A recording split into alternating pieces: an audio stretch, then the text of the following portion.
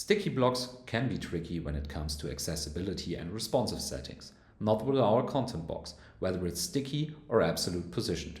Let's look on an example.